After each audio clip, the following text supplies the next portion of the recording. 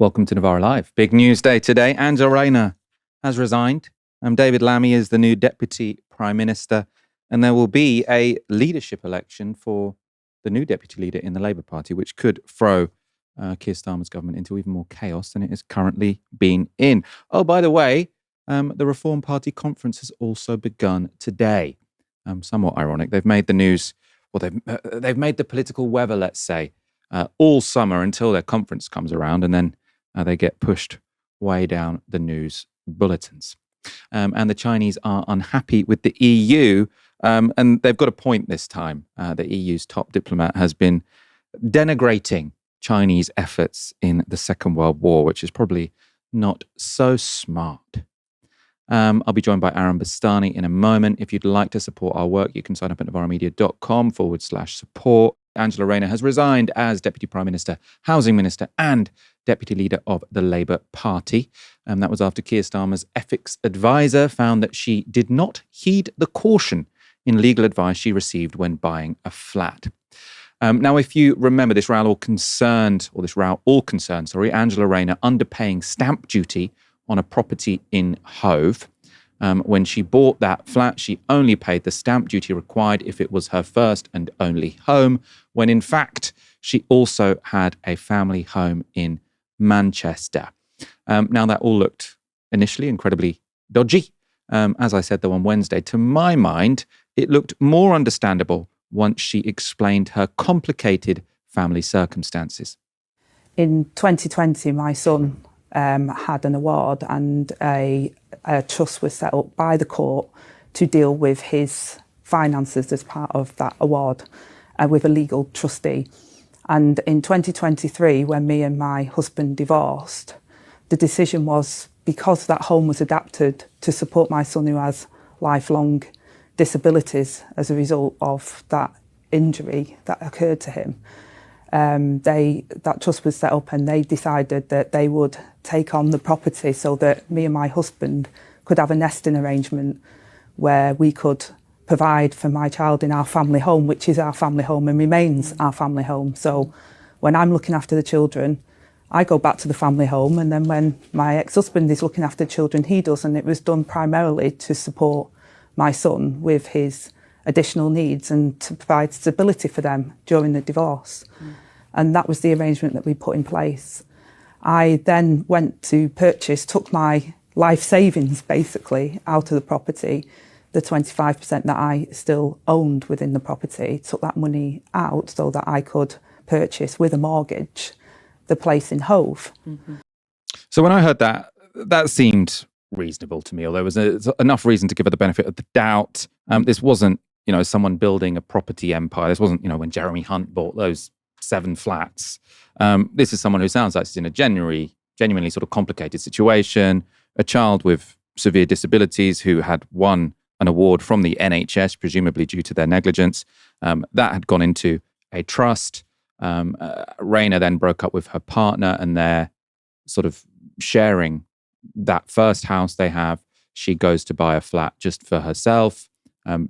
Potentially where her partner lives. Lots of sort of complicated family developments. And you can also imagine how in a situation like that, you might end up not crossing all the T's and dotting the I's.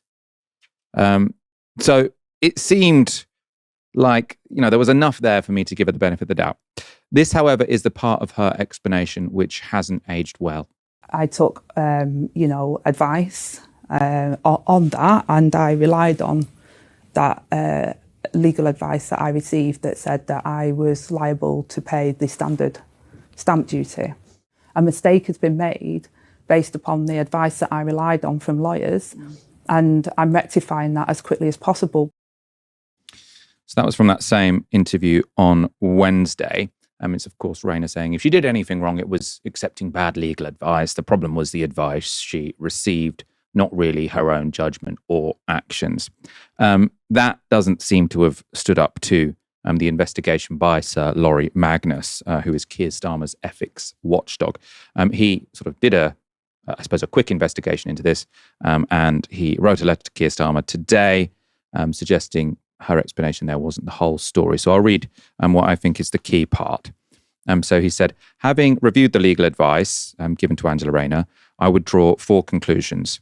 A, Miss Rayner was open about the existence of the trust and considered that between them, the firms advising her had appropriate knowledge and awareness of the details and circumstances of the trust. So that's the trust that owns the house that her son lives in.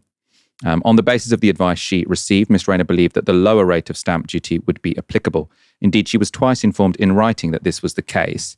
But, and this is the key bit, in those 2 circumstances, that advice was qualified by the acknowledgement that it did not constitute expert tax advice and was accompanied by a suggestion, or in one case, a recommendation that specific tax advice be obtained. And then he concluded if such expert tax advice had been received, as it later was, it would likely have advised her that a higher rate of stamp duty was payable. Now, it's because of that third point that sort of she was told by the legal team she was working with that they thought it was probably okay. But she was also told you should probably ask someone with more knowledge than ourselves. She didn't do that. And that's why Laurie Magnus judged she had not met the highest possible standards of proper conduct, which is sort of the terms in the ministerial code, which they're all supposed to live up to. In Rayner's resignation letter, she said this: I deeply regret my decision to not seek additional specialist tax advice, given both my position as housing secretary and my complex family arrangements. She says, I take full responsibility for this error. I would like to take this opportunity to repeat that it was never my intention to do anything other than pay the right amount. And then these are sort of 2 quotes from a much longer letter, but she also said, for a teenage mum from a council estate in Stockport to serve as the highest level of government has been the honour of my life. Aaron, we will discuss the implications of all of this for Keir Starmer, the reshuffle that it has sort of prompted, and what any future deputy leadership election could look like. And first, I want to get your view on the resignation. Has justice been done here? Was it right for her to stand down? I think it was right to stand down. One, because she's not paid the tax she's meant to. But secondly, it's an issue of competence. You know, you are the Deputy Prime Minister and you're not even aware of the amount of tax you're meant to pay on buying a property. And if you're not aware of something, you should ask somebody who is. And she didn't do that. Her salary in terms of being both an MP and the Deputy Prime Minister is about £160,000 a year. You have enough money to get legal advice in regards to buying a new property and not trying to prioritize what they call tax efficiency in the tax avoidance game. Given the salience of that as a political issue, given the line that we heard repeatedly from the Labour shadow bench, including Angela Rayner in opposition, about Tory sleaze, you think they'd be on it. And I think, her line about I was born into, disadvantaged background and yet I've reached the highest office, blah, blah, blah. It does make you think, is it only sleaze if it's posh people? Is it? That's a genuine question. Is it only sleaze if it's posh people? If it's working class people, people from a blue collar background, it's just an honest mistake. Because then we've got a double standard, haven't we? I think it's quite clear to me that when you're saying that this is my family home, this is my primary home, you've got, you're registered to vote in a home, etc. And then you're treating another place as that. And by the way, Michael, she's a constituency MP as well as being the Deputy Prime Minister. She didn't have this property in London or in her constituency, but in Brighton. It just looks so unserious. It looks so unserious. Who are you serving? You're in the public service game. Who are you serving by having a home which you're based out of? Basically, it seems to me. I know she was commuting daily, it seems, from Brighton to London. But how are you serving anybody by living in a really, really lush flat on the beach when you're an MP for Greater Manchester and you're meant to be doing your job in London? It just really, it stinks, frankly. And I can't get my head around it. I think it's quite extraordinary that nobody close to her at any point said, Angela, this doesn't really make sense. You should make sure that you've, like you said, dotted all the I's and crossed all the T's. It's almost like she wanted this to happen. It's very, very strange. And I'll finish with this, Michael. Isn't it funny? This has all come out just a week or two before Labour Party conference.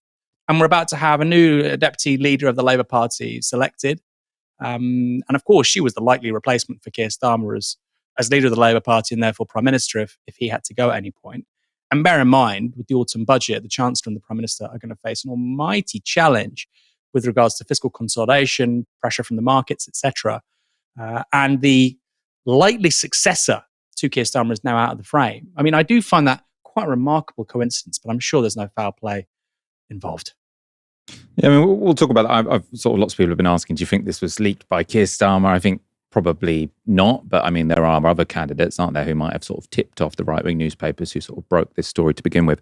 I suppose just to push back on the sort of the sleaze angle you were saying. So, I mean, I think she had to resign because she hadn't properly followed the legal advice. And obviously, if you are in such a high-profile job, I mean, whoever you are, really, if someone says, I don't think you should pay the tax, but it's probably worth asking someone with a bit more expertise. If you can afford to ask someone with a bit more expertise, which she can, then you probably should do it, or you should do it, right? So I think she's in the wrong there. I suppose how I do think this is different to lots of the Tory sleaze stories is because lots of the Tory sleaze stories, they were just people who wanted, they had great lives already and they just wanted more, so they wanted that extra really fancy wallpaper in the case of Boris Johnson, or they wanted those sort of loads of lovely extra new flats, or they wanted to not pay proper tax on, I think Nadeem Zahawi's was, his was millions of pounds, wasn't it, for selling YouGov, which ended up being in some kind of trust in the name of his family. I don't know all the details, so I don't want to end up libeling someone because I've explained this wrong. But I think that the circumstances she found herself in are much more understandable. And I don't think they are necessarily explained by greed because, you said, why hasn't she bought it in her constituency, MP, in her constituency? Well, so she does have a house in her constituency because she's got this nesting arrangement where her and her partner are spending sort of different periods of time looking after their son there.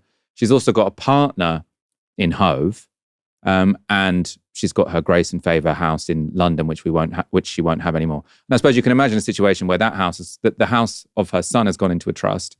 She wants to own, some property somewhere. She wants a flat, and the place she wants to have it in is where she thinks she might spend the rest of her life, and where her partner lives in Brighton. It just all doesn't seem that unreasonable to me. And I find it just difficult to judge someone who's clearly gone through a difficult circumstance of having a severely disabled son because of some sort of NHS negligence, then had a divorce. I feel like when there's complicated family life involved, and it doesn't just strike me as sort of someone who just wants more than everyone else, which is what the Tory situation normally was. I'm just much more understandable of it. But I don't know, you disagree? I mean, somebody at some point has given you advice with regards to tax efficiency, and then they've said, as it seems to be, that, maybe get a second opinion on this, and she's chosen not to do that, and she saved a substantial chunk of money. If you're not sure about how much tax you need to pay, when you're on £160,000 a year and you're in quote-unquote public service, you damn well check. And I agree with you. She's not Nadeem Zahawi. I agree with you. But Michael, this was the flag bearer of the soft left. I think we might need slightly higher standards than Nadeem Zahawi. And I agree with you. The personal story is awful about disability with her son, divorce, horrible, really horrible things. And of course, if she was a backbencher, I would say, well, whatever. It's not right. She wants to give the money back, crack on. But she was the Deputy Prime Minister, Michael. She wants to be, I think she wants to be or wanted to be the Prime Minister. She was the likely successor to Keir Starmer. Lots of people are really willing to work hard to get that person into number 10. They view her as a totem, as a champion of their politics. When you're a champion of the politics of millions of people in the country, you can't screw up like this. I'm sorry. So that's why, for me, it's not necessarily about her being dishonourable or deceitful. I agree with you. I think it is an honest mistake. I mean, I might be wrong. We don't have to. We don't owe her anything to say, "Oh, we'll give you the benefit of the doubt." But I think for me, the real problem here politically is incompetence. It's the incompetence. How on earth are you going to solve the housing crisis in this country? And bear in mind, she was the housing secretary within this broad number of jobs she had. How on earth are you going to solve the housing crisis in this country when even yourself, when you buy a property, you aren't aware of how much tax you need to pay in the purchase of that house? And you're not even willing to get the best possible advice to make sure you don't screw yourself over. You're clearly not competent enough for that job. And I'm personally fed up as somebody on the left, and I like to work with people on the centre left or even the centre. I'm fed up of making excuses for people, Michael, who are not good enough. I'm fed up of it. There are lots of really clever, talented people in this country who could fix problems with regards to housing. They might not solve everything, but they put us on an upward trajectory on housing, on energy, on infrastructure, transport, and social behaviour. Lots of these problems aren't even necessarily left-right. Some are, but not all of them. There are lots of smart people that could address these problems, and I'm fed up of making excuses for people who haven't got the basic competence to just jump through hoops. I'm fed up of making excuses for them. So I don't know why I would do it here. Yeah. No, I agree this is a flop and she should have resigned. I was sort of pushing back at sort of making this seem equivalent with Tory sleaze.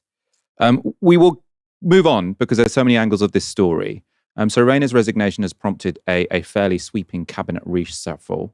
So David Lammy has, he's had both a demotion and a promotion, I think. So he's gone from Foreign Secretary to Justice Secretary, which I think can only be considered a demotion. But he's also now Deputy Prime Minister, which is a promotion. Yvette Cooper has been moved from the Home Office to the Foreign Office, which is somewhat surprising. She seemed to be enjoying cracking down on immigrants. So she might be disappointed to move, I'm not sure. She'll be replaced as Home Secretary by Shabana Mahmood, who until today had been serving as Justice Secretary. And then we can give you sort of the full reshuffle. David Lammy to Justice, Darren Jones to Cabinet Office and Chief Secretary to PM. Then you've got Steve Reed, Housing and Local Government, so that's taking Angela Rayner's old job, Pat McFadden to Welfare, Liz Kendall to Science, Emma Reynolds to Environment, Douglas Alexander to Scotland, Jonathan Reynolds to Chief Whip.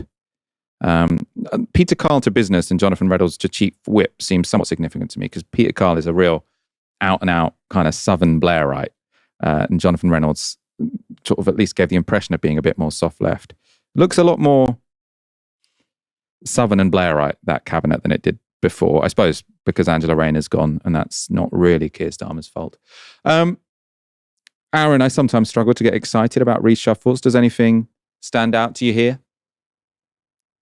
Well, I would say, Michael, it's a great tragedy for Labour Friends of Israel that they've lost a champion and a friend in the now former Foreign Secretary, David Lammy, of course, moving. But they shouldn't be too worried because he's now the Deputy Prime Minister and he's replaced by Yvette Cooper, who's also a member of Labour Friends of Israel. It's like the house in gambling. They always win. When it comes to foreign secretaries, Labour Friends of Israel always wins. It's pretty extraordinary that Rachel Reeves, David Lammy, Yvette Cooper are all friends of Israel. And like I say all the time, they should be friends of their constituencies and friends of this country. How about that? I agree with you. It's more southern. And the thing is, Michael, it's a huge opportunity for the Greens, for a new left party, even for the Lib Dems, certainly for the SNP and Plaid Cymru, if Labour moves away from even elements of the soft left programme. If Ed Miliband goes at some point, Rayner's gone, then I think that's a big part of their coalition that goes too. Angela Rayner is the person who's been assuaging the unions with regards to Labour's programme in office. And if she goes, I think that's a big part of their coalition looking a little bit weaker. Doesn't mean Unison are going to disaffiliate. That ain't going to happen. The way that Unison works politically, they'll happily immiserate their own people, the leadership of that trade union. They are Keir Starmer underlings, effectively. But what it does mean is that more broadly, it's going to be hard for Labour to say that we are on the side of unions and organised labour and basically take those votes to some extent for granted, which they could do in 2024, right? Education workers, public sector workers really, really got behind them. And to be fair, they gave a lot of those sectors big pay rises in the immediate aftermath of winning in July last year. So I think that, it's a big problem if you lose Rayner at some point, you lose Ed Miliband. I think that creates ample opportunities for a Zach Polanski-led Green Party. Obviously, there's a new party on the left. And like I say, also the nationalist parties of Scotland and Wales. It's very easy for Labour to think, let's tack right and get these reform voters, but they're exposed on the other side as well. Yeah, interesting. I didn't realise this, but Shabana Mahmood is very, very popular among blue Labour people. So Maurice Glassman today said that she's now the standard bearer for blue Labour in the cabinet. He's very excited that she's now Home Secretary. I do, maybe a bit cynical, but I do sort of wonder if Keir Starmer thinks it's useful to have someone of immigrant background who's going to now be responsible for getting really, really tough on immigrants. Because it seems to me that Shabana Mahmood and Yvette Cooper have fairly similar politics. There is an argument that Yvette Cooper, she's been working in the sort of Home Affairs brief for 12 years now. She was Shadow Home Secretary. She was chair of the Home Affairs Select Committee. And some people seem sort of underwhelmed with what she's done since getting the job. And people were saying that Mahmood was more competent. Who knows? Let's move on to a deputy leadership election. How would it work? Alva Ray works for Bloomberg. She says, what happens now with the Labour deputy leadership?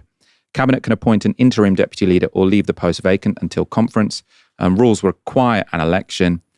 Leadership and union expected to take different views on length of process. So would it be 6 weeks or 6 months? Conference expected to be a parade of potential deputy leaders. This is interesting. So nominees must be a Labour MP. They need 20% of Labour MPs and either 5% of local parties or at least 3 affiliates. So that sort of 20% threshold is quite high, a lot higher than it used to be. And then you get a vote of all members and affiliated supporters. Starmer faces the possible election of a big challenger to his authority. Early names being touted include Emily Thornberry and Rosanna Allen Khan. Aaron, do you see this being a big flashpoint? Or do you think Wes Streeting is going to get anointed? What's going to happen? Well, I don't know if Wes Streeting's going to be anointed because, of course, he wants the top job. So I don't really know. And you run the risk, of course, if you run for deputy leader, of losing if you want the top job. I don't think it'll be a flashpoint. I just think, look, we need to get our heads around this. Keir Starmer's Labour Party is not a democratic party, right? The idea that, there's the parties left can do something. Of course they can't. You had the unprecedented step in the last general election, Michael, of multiple people from the party's NEC effectively being chosen by the party's NEC and parachuted into safe seats. Okay, multiple members of the party's National Executive Committee, just completely unprecedented in recent Labour history. I'm not talking about one person, I'm talking about multiple people that are happening to. So the idea that this is in any way a democratic party is ludicrous and outlandish. So I don't think it would be a challenge in terms of a threat to Keir Starmer's leadership. I think it could add to a sense of volatility and imbalance, because that's just been the zeitgeist of Labour in government since July last year. But no, I don't think there's going to be some sort of challenge, organised challenge from the soft left or the radical left. Those factions don't exist, right? Angela Rayner was the standard bearer for the soft left in the Labour Party. She's now nobody. Let's just admit this. She's not just no longer the Deputy Prime Minister. She's not just lost the housing brief and other things too. She's no longer the Deputy Leader of the Labour Party. She's just a random backbencher. What's her base of support? What unions back her? What major thinkers are out there that back her? What journalists? What's her social base? Who are the activists? Who are the hundreds or even thousands of people who are going to go out and go to an event with her and champion Angela Rayner and say, I want Raynerism? Nobody. Doesn't exist.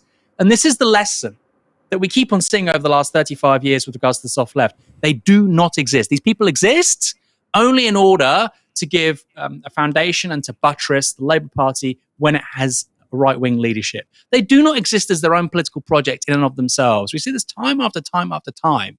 And the lie of Labour being a broad coalition with the soft left has crumbled almost immediately. Now, people might say, well, there was Brown and Blair and they had Prescott.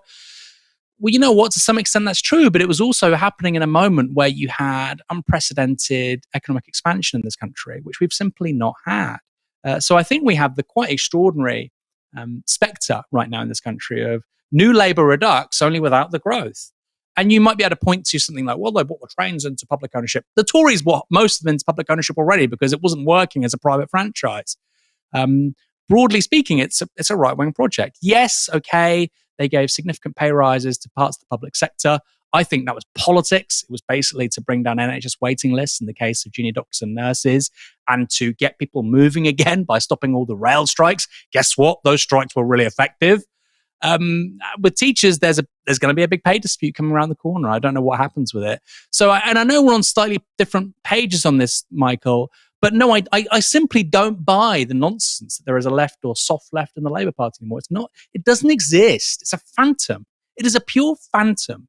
You know, I saw some sort of right-wingers on X saying, when reform gets into government, we need to shut down all the NGOs because that's where all the former Starmer people are going to, that's where they're going to go after they get crushed in the next general election. They're not going to go work at NGOs. They're all going to work for private consultancies and big banks and big tech. That's where they're going to go. They don't give a toss. And that includes the soft left people. I've never seen more intellectually mendacious, lily-livered people in my life, Michael, than the Labour soft left. Really, really defies belief. And if you think I'm being hyperbolic, I'm coming to these conclusions having literally watched these people operate for 10 years. They are useless. They are the most useless people in British politics. Nigel Farage and Reform have made the political weather all summer, but now their conference has been well and truly overshadowed by Angela Rayner's resignation. Nonetheless, Farage has tried to use the concurrence to his advantage. He moved his speech to an earlier slot in the day and said this. The reason that I've moved this speaking time forward is because this government is deep in crisis. Not only have they fallen into deep popularity within just a year of winning the general election, but it's become clear to all of us that it is a cabinet of wholly unqualified people to run our country. They are not fit to govern. But you simply can't get away, can you, from being the housing secretary and avoiding £40,000 of council tax. And it screams to entitlement. It screams to a government that, despite all the promises that this would be a new, different kind of politics, is as bad, if not worse, than the one that went before. So obviously, Farage there misstated what kind of tax Angela Rayner had underpaid. So he said council tax, it was stamp duty. I suppose that doesn't change much on sort of the moral dimension. Farage, though, is not so holy himself when it comes to taxation. So the FT's Jim Picard tweeted this today. Nigel Farage claimed last year to have bought a house in his constituency, but the property is actually owned in the name of his partner, meaning he legally avoided higher rate stamp duty on the purchase of an additional home, given he already owns other properties. Again, of course, completely legal, but you might say against the spirit of the law. And The Guardian had their own story on Farage this morning. So they say Nigel Farage uses private company to pay less tax on GB News earnings. And the article says this: the Reform UK leader diverts money from his primetime TV show into his company, which means he paid only 25% corporation tax on profits instead of 40% income tax, and could offset some expenses. The Parliamentary Register of Interests shows that Farage has made nearly £400,000 from GB News since August 2024 for about 190 hours work.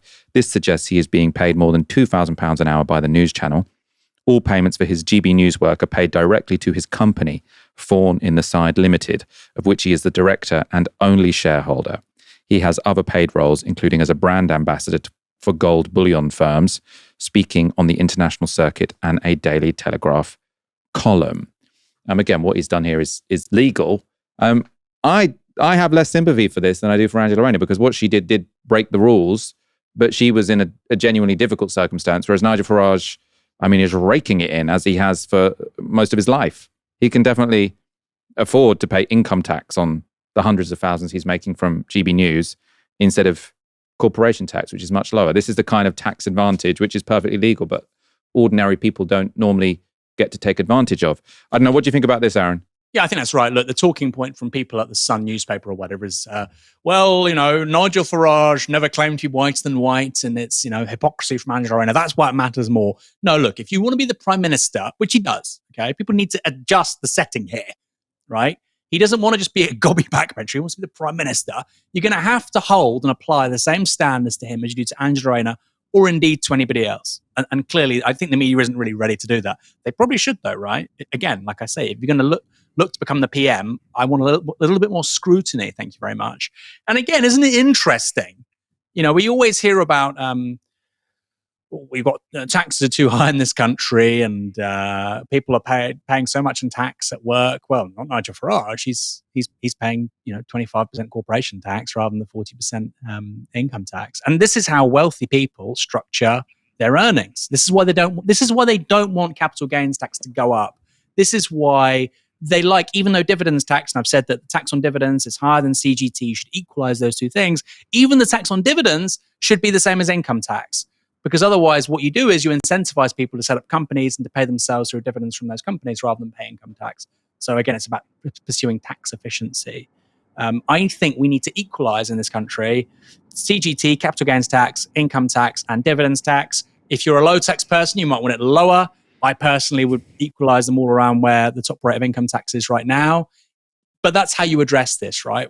The idea that, we can do these morality plays and, this is good, this is bad. It makes for good TV and it makes for good talking points. But actually, if you want to administer the country in a sensible way, that's what I think you need. You need sensible, equalized tax across a range of things. Because otherwise, clever people with expensive accountants pay less tax than working people who have to get up at 6 a.m. and work a 12-hour day. Because those people haven't got the time or the finances to get the smart, savvy people who can get around HMRC. Nigel Farage does have those people.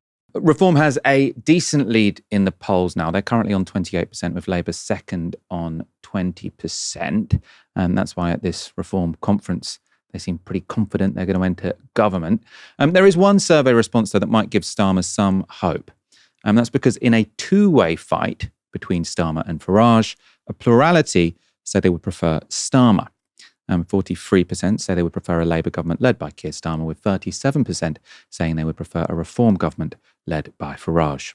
Aaron, obviously that's not how our electoral system works, but is that significant? I suppose it tells us how people might tactically vote when an election comes around and the stakes seem a bit higher, or it might tell us what sort of possibility there are for, I suppose, implicit pacts between parties. Does the fact that, in a head-to-head, Starmer would still beat Farage, is that significant?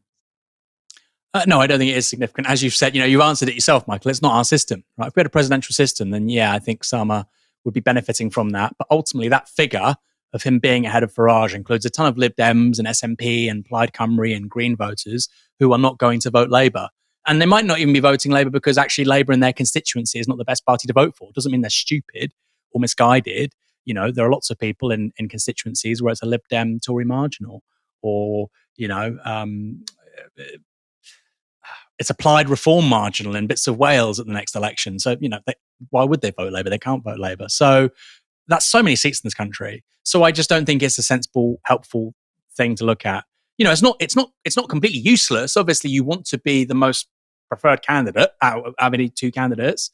If they're the two frontrunners to be the PM and you're preferred to the other guy or other woman, not bad, not a bad thing. But the way that our electoral system works means that, there's real cope from a lot of people, Michael. I've seen lots of pollsters pointing to this and go, well, look, see, he's still more popular than Nigel Farage. Well, look, if the people that prefer him aren't going to turn out, and if lots of people who prefer him are going to turn out, but turn out for parties that aren't the Labour Party, completely irrelevant. And I'll say this as well, Michael. It's a great little nugget I remember from the 2016 election with Donald Trump. Lots of people talked about how Donald Trump wasn't liked by much of the country. Only 35% of Americans like the guy.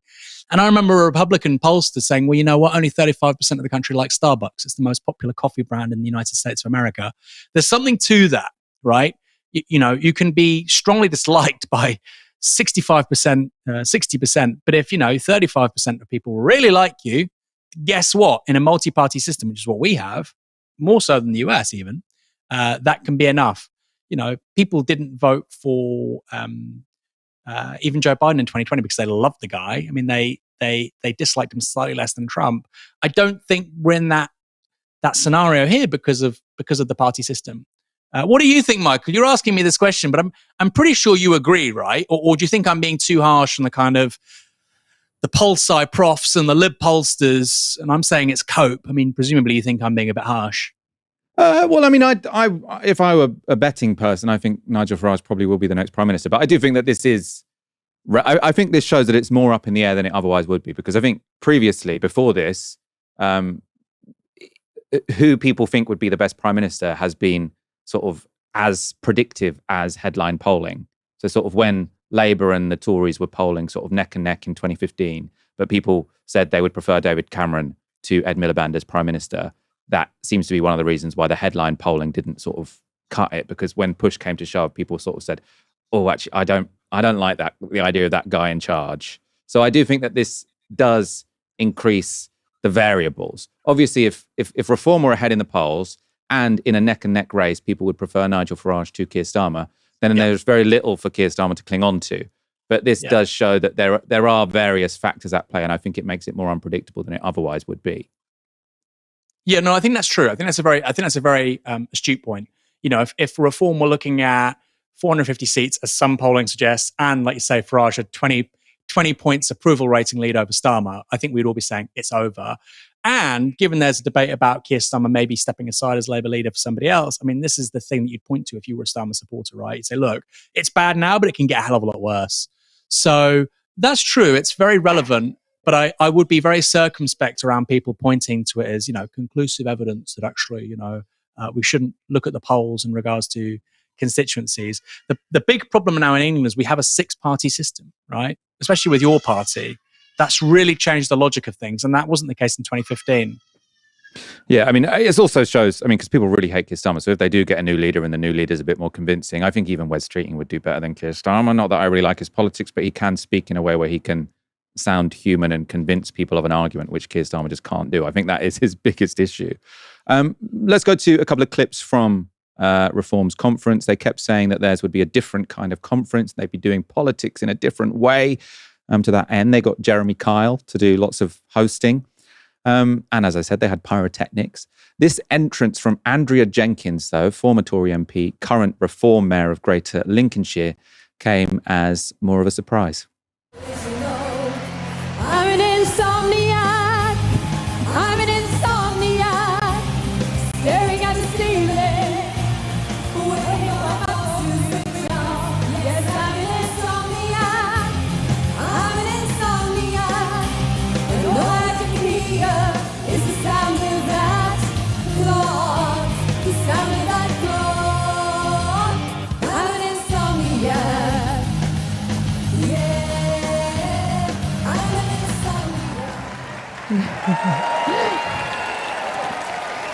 insomniac.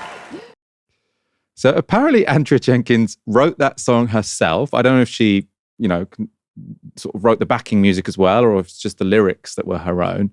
She went on to ask the conference hall, quote, "Is this god-awful Labour government giving you sleepless nights and insomnia too?" It didn't get much of a laugh. But to be fair, Jenkins had a difficult audience. Labour government, in their recent rounds of transport funding, have bypassed both Luke and I and our areas, but instead chose to give the funding to the Labour Metro mayors. How about booing? But we at Reform, we do care. Aaron, is there a method to this madness? Is this like four-dimensional chess where they sort of do things that look cringe because it gets people's attention and it makes them smile, even if it's somewhat ridiculous? Or is, what's going on here? I mean, look, maybe I'm being deeply unfair to the political instincts of Dame Andrea Jenkins, but I don't think it's 4D chess. I mean, look, people don't like the idea of insomnia. I think basically everybody's had insomnia at some point in their lives, even if it was just for one night. We don't have positive associations with it, right? And insomnia, like, no, I don't want this. So I don't know, Michael. It seems very, very strange. And one thing I've found repeatedly is you've got people in Reform, Zia Yusuf, Nigel Farage. Zia Yusuf said it to me. He said, no, we won't take anybody. We'll just take the best. People like Dame Andrea Jenkins. And I'm thinking, what are you talking about? Most people don't know who she is. And if they do know who she is, she's the person who's out number 10 Downing Street giving it the finger to protesters. Like, what's she accomplished? Is she smart? Is she a good communicator? Like, what's the sell here as her being a really top politician? Nobody's told me. So I don't really know. And look, it goes also to the question of why is Nadine Dorries in Reform. I think they probably will take basically anyone with a bit of a profile. Kind of helps. So yeah, I don't think there's 4D chess going on. I do think that trying to make your party conference more like pleasant daytime TV, easy watching is a smart move. I think it's clever. Politics should be captivating, right? I think Reform are captivating for the wrong reasons, but it should be captivating. Bernie Sanders was captivating. It should be captivating, and because people care about this stuff in their everyday lives, and they really care about it if it works and if it's effective and makes their lives better. So that's a good and positive instinct. I don't think we should be worried on the left saying, "Oh my goodness, they're trying to make a conference more interesting." But I think this kind of Jeremy Kyle meets loose women at conferences, and probably isn't the way to go. I mean, it will get eyeballs, which is what they care about. Is it gonna lead to a more thoughtful political sphere in this country? I suspect not. She seemed to be having a very good time, though. I don't know if she'd worked hard on that song. It got a hearing. It's quite Eurovision. This week in Beijing, China held a massive military parade to commemorate the 80th anniversary of the defeat of Japan in World War II. The event, which was attended by leaders from Russia, North Korea, Indonesia, and other states friendly with China, was part of Xi Jinping's attempt to highlight the role played by China in the Second World War. His claim is that the world systematically understates the sacrifice made by the Chinese in defeating the Axis powers. And the EU's top diplomat, Kaja Kallas, has kind of proved his point. This is the battle of narratives for the global south and all the rest of the world, really. I was in ASEAN meeting, and one thing, what was interesting, that Russia was addressing China like you and like Russia and China, we, fought the Second World War. We won the Second World War. We won the Nazism. And I was like, okay, that is something new. But then you can see, first you can, if you know history, then, it raises a lot of question marks in your head. But I can tell you nowadays people don't really read and remember history that much, which is that, you can see that they buy these narratives. Russia and China saying we fought the Second World War? We won the Second World War? That's new. No, it's not new. This is crazy. The key winners of the World War II, I can't believe I have to say this, but it was the Allied powers. So that included Britain, France, the USA, and yes, the Soviet Union and China. That's why they all have permanent seats on the Security Council. The role of the non-Western powers was also not in any way marginal. The war against Nazi Germany was largely decided on the Eastern Front. 3/4 of German military losses in the war were in battles with the Soviets, not the Brits or the Americans. And the Soviet Union suffered the largest overall losses in the war. 27 million of their people died. Now that compares to 500,000 deaths incurred by the British and Americans each. As for China, well, they fought Imperial Japan alone from 1937 to 1941. That was when Pearl Harbor brought the Americans into the Pacific War. Around 18 million Chinese, both military and civilians, were killed. So again, they paid a far greater price than either the UK or USA. So this idea, they fought the war? What do we took? They need to read some books. Again, you might say, perhaps China incurred great costs in the war, but they didn't do much to win it, which seems to be sort of the claim coming from Xi. Well, then you'd also be wrong. This is Rayner, former director of the China Center at Oxford University and now professor at the Harvard Kennedy School. China played, in many ways, a very central role in World War II. The reason I want to stress that is that in the wider Western world, we tend to think of the big three: the United States of America, the British Empire, the Soviet Union, all of which were absolutely key actors in the ultimate Allied victory over the Nazis and Japan. But China also played a very, very central role in terms of the overall strategy. And I would say that if you had to pin down the one thing that was crucial in terms of China's role, it was China's ability to suck in and draw in thousands upon thousands of Japanese soldiers for year after year, when the Japanese thought in 1937, 38, that they would launch essentially a lightning strike into China, take it over or make it essentially almost a colony. And in fact, Chinese resistance meant that they had to keep going on and eventually expand the war in Asia to try and achieve their goals. Without Chinese resistance, without the Chinese role, that Japanese role in Asia might have been very different, not just then, but even in the decades following.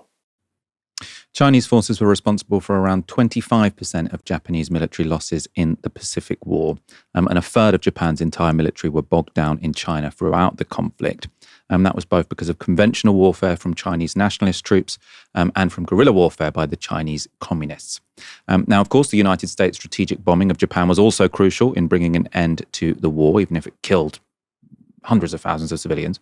But a number of historians, like Tsuyoshi Hasegawa, he's the former head of Cold War studies at the University of Santa Barbara, argue it was the Soviet invasion of Manchuria, not the much more famous American atomic bombs, that provided the decisive event that led to Japan's surrender. This is much debated by historians. People sort of sit on different sides of this one. Of course, though, according to Kaja Kallas, Rayner and Tsuyoshi Hasegawa simply haven't read any history. They haven't read any books. People believe this stuff. The Chinese government has responded to the EU's top diplomat like this. The statements by relevant EU officials are full of ideological biases without basic historical facts, and blatantly stoke rivalry and confrontation.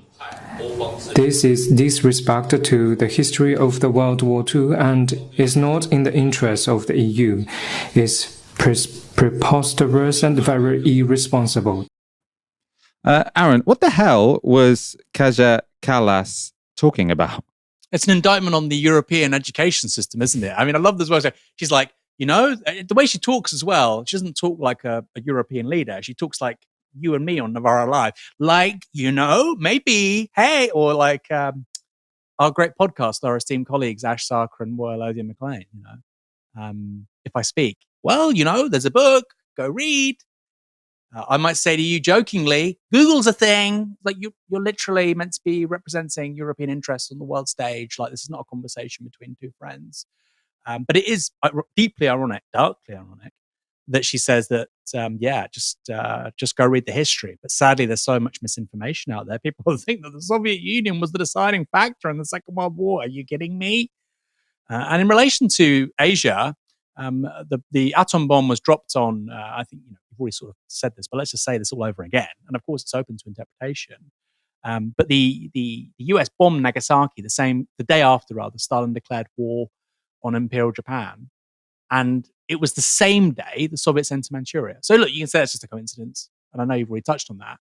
But it seems pretty interesting, right? And the Soviet war machine was ravaging Hitler, was racing to Berlin. So yeah, I think that, I would say that the use of nuclear weapons was the deciding factor. But I think Imperial Japan was also shitting it about Stalin and the USSR absolutely destroying not just the Japanese empire overseas, but mainland Japan as well. They probably viewed the United States as a better country to submit to. So if you look at the 1 and 2 countries in terms of casualties, civilian and military in World War II, it's the Soviet Union and China. So to say that they didn't play a massively significant, if not the deciding role in who won is just deeply, not just inaccurate, but deeply unthoughtful, and I think deliberately misinformative. I think there's a deliberate effort to minimize the role of the USSR in particular in beating Nazi Germany by a lady who doesn't like Russia in 2025. And by the way, they're two separate entities. It's perfectly possible to say I disagree with Russian foreign policy in 2025 or in 2065. But in 1945, they were the deciding factor, especially in Europe, in terms of beating the Wehrmacht. I'd also say this as well. It's not really talked about enough, Michael. But if you look at the 2 countries which per capita lost the most people, the USSR is first, but then second is what was Yugoslavia, Tito's Yugoslavia. They lost a lot of people, and the partisan resistance that was put up by Yugoslav partisans, social democrats, socialists, communists against the Germans in that part of the world in southeastern Europe was utterly extraordinary. It was really, really extraordinary. And I think it's one of the great forgotten stories of the Second World War. At the time, it was often remarked upon the heroism of these people in southeastern Europe, but I think we've forgotten a lot about it. And that's not a huge surprise, certainly in the United Kingdom. British Empire played a huge role, obviously. It's the only country which is there in 1939 on the 3rd of September, all the way through to VJ Day. Yeah, that's obviously massive. It's the only country at one point facing down the Third Reich in Europe. Huge role. The United States as well, huge role. But I don't think that means you need to discredit or minimize the role of the USSR, China, and as I said, Yugoslavia too. It's embarrassing that you have somebody saying this nonsense on the world stage. And I look at people like Kaja Kallas, I look at von der Leyen, I look at domestically our politicians here, Michael, not just Keir Starmer. I look at our system, right? You've got the Home Secretary, they're in the job for 1 year, and then they move on to become Foreign Secretary. You've got the Foreign Secretary, they're in the job for 1 year, then they become the Deputy Prime Minister. You're not going to solve any big problems in a year. And I look at the Europeans, I look at the European political systems, I look at the personalities leading major European countries, and I don't see people that are really impressing me or addressing the major problems of the 21st century. I look at other countries, and I'm not just going to say China, by the way. You can say China, you can say Vietnam, you can say Taiwan. These appear to be very well governed places, certainly better governed than most of Europe right now, and the United States do. And I think people like Kaja Kallas really speak to the dysfunction of the European political class. I look at von der Leyen and Kaja Kallas and the nonsense that comes out of their mouths, Michael. And I more than once have asked myself, look, are these guys where they are? People say, oh, it's because because the European transnational political class attracts people who aren't especially talented, or whatever. Maybe they're there because of the US deep state, right? And I'm not saying they are, But they're so bad. If you were trying to pick people who wouldn't be able to advance Europe's interests on the world stage, if you were trying to pick people who make Europe look stupid at every turn, you'd kind of be hard pressed to find somebody better than Kai Kallas for the role. So it does make me wonder, how the hell is she there? It's embarrassing. You're embarrassing Europe in front of the Chinese, the world's second largest economy by nominal GDP, the world's largest economy by GDP on PPP, the world's largest exporter, the world's largest manufacturing country. You're embarrassing us in front of them.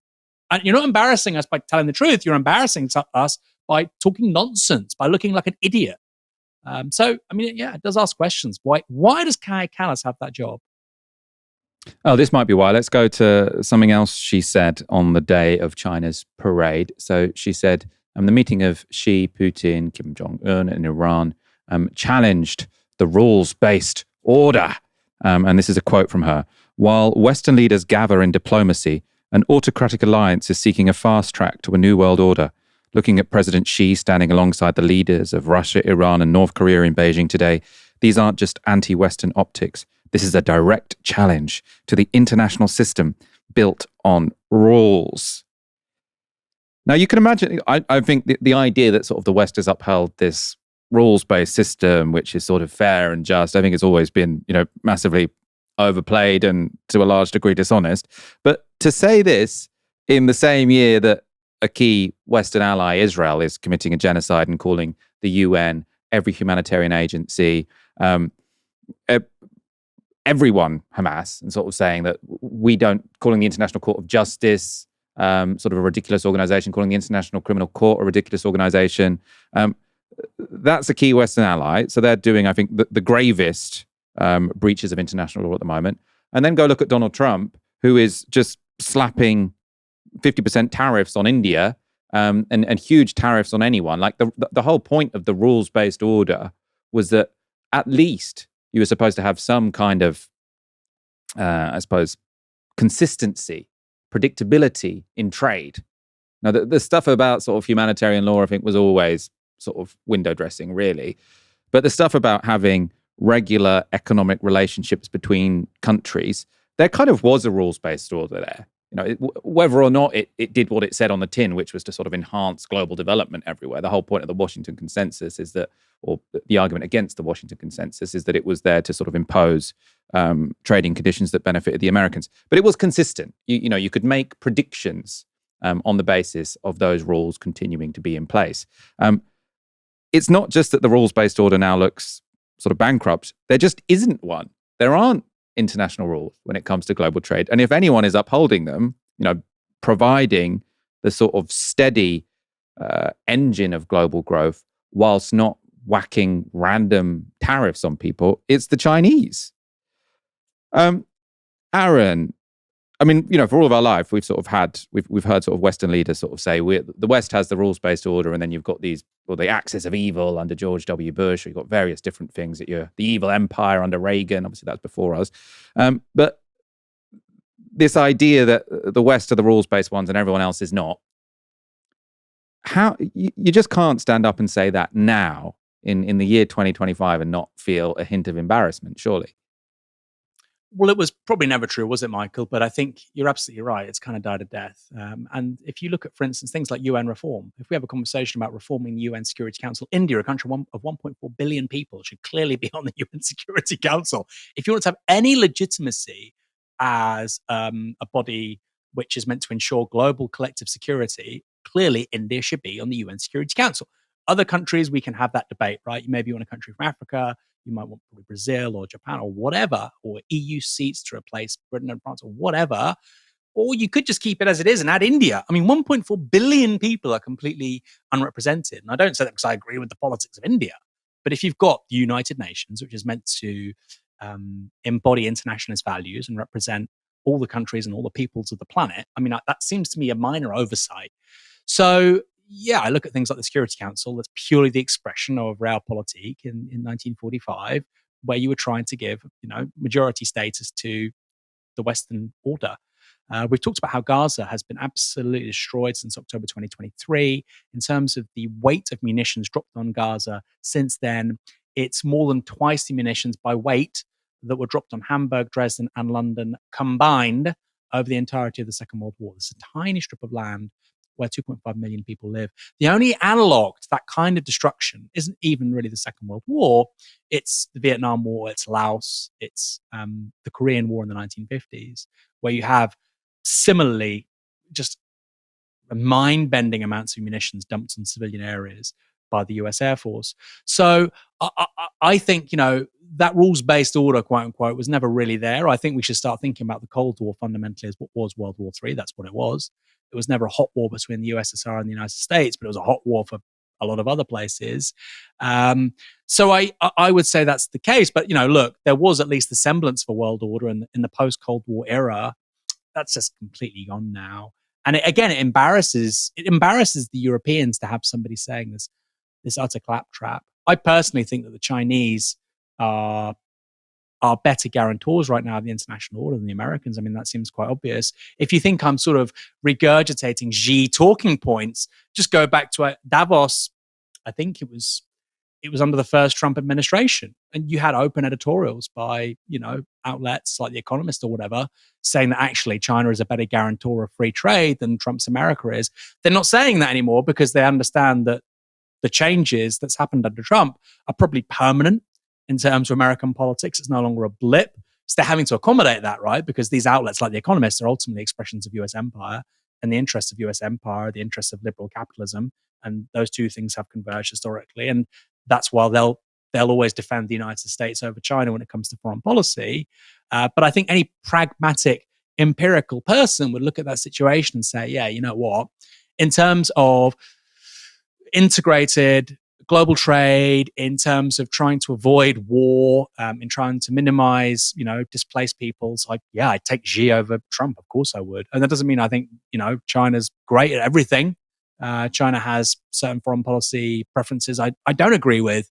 But I think, if anything, that speaks to the depths to which the United States has sunk. The problem for Europe, Michael, is that also means that we've sunk there too, because Europe doesn't have an autonomous foreign policy or security policy even from the United States, which means that when there is a genocide and war crimes and ethnic cleansing happening in Gaza, or indeed anywhere else for that matter, the Europeans can't have a distinctive position and can't really criticize the Americans. There are some exceptions, of course, Spain, Norway, Ireland, and you have France, and even to some extent now the UK talking about recognizing Palestine. But in terms of, for instance, prosecuting this arrest warrant for Netanyahu, it's clear that, the likes of Germany, France, the UK will not act on that because ultimately these are satrapies for US empire. We've talked about the West for a long time, and I had this conversation with Jason Hickel recently on Downstream. We shouldn't really use the West. I think when it comes to issues like this anyway, when it comes to talking about the Western military architecture and our role within it, I think we should just be honest and call it American empire. That's what it is. That's what it is. And that's why Israel's being able to get away with what it's doing in Palestine right now. It's a very interesting conversation yours with Jason Hickel. I also liked it in conjunction with the conversation with Dan Wong. Very, very good. Two of my favorite episodes of Downstream so far. Let's wrap up there. Thank you so much for joining me tonight, Aaron. My pleasure, Michael. I hope you and all our wonderful viewers and listeners have a lovely weekend. And thank you everyone for tuning in. We'll be back on Monday at 6 p.m. Have a fantastic weekend. For now, you've been watching Novara Media. Good night.